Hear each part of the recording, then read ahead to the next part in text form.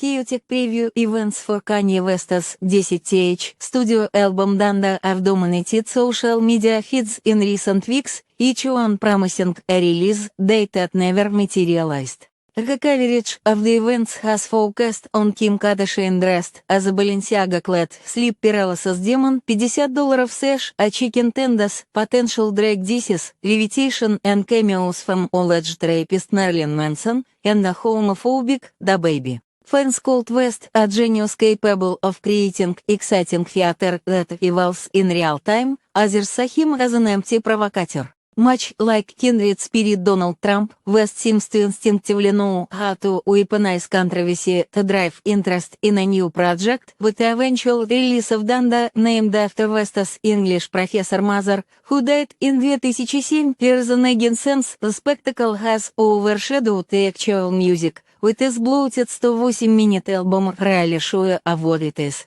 trying to say.